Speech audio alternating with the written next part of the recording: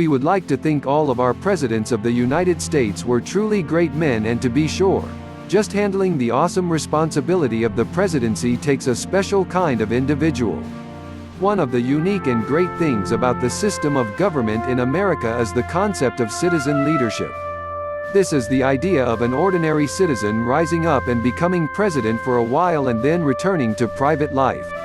But of the handful of men who have held that office, a few have stood out for their great achievements and leadership in a time that changed the country forever. And one of these truly great presidents was Abraham Lincoln. Probably more than any other president, Lincoln had to handle an internal civil war that was far more than shouting and name-calling. This was a dispute that could have torn the country in half and starting a rupturing that could have resulted in dozens of small, weak independent states instead of the powerful nation we know as America today. It was Lincoln's leadership, his commitment to values and his strong moral fiber that made it possible for America to find its way through that war and then to begin the healing process that would eventually lead the nation back to unity once again. Lincoln's term of service from 1860 until his death was one of considerable challenge.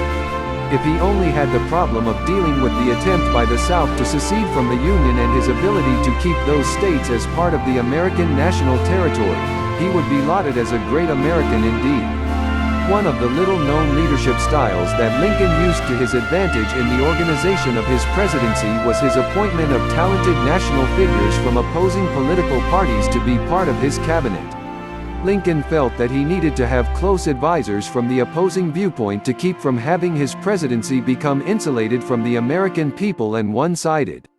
By gathering members of the loyal opposition into his trusted inner circle, Lincoln was always aware of both sides of every issue, which made him a stronger leader. But that is not even his greatest accomplishment or the one that we remember him for the most. His bold and unchanging opposition to slavery is without any doubt his greatest contribution to the history of America and indeed to world history as well. When he was willing to put everything on the line to stop this barbaric social sin, Lincoln made a stand against the popular opinion of the time in many cases that he would be the figure to bring slavery to an end. It was not a stand that came without cost.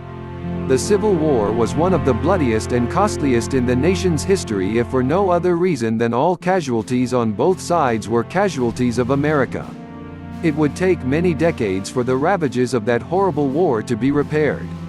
The schism between North and South continued for decades and is still a part of our national personality in this country. But the end result was what Lincoln wanted to be his legacy. By issuing the Emancipation Proclamation to make the end of slavery permanent, Lincoln followed that up with the passing of the 13th, 14th and 15th Amendments, which made permanent the freedoms that were hard-fought and won in the Civil War. The freedom that was won for so many black Americans in that war permanently enshrined the memory of Abraham Lincoln as one of our greatest presidents in the hearts and minds of all Americans. Small wonder the monument honoring him on Washington's National Mall is one of the most revered spots in the nation and one that thousands flock to each year to give respect for this great president that made liberty and freedom a reality for all Americans, not just a few. And his face on Mount Rushmore is well deserved, so the very mountain itself shouts out, "This is one of the greatest leaders in the history of this great country, the United States of America."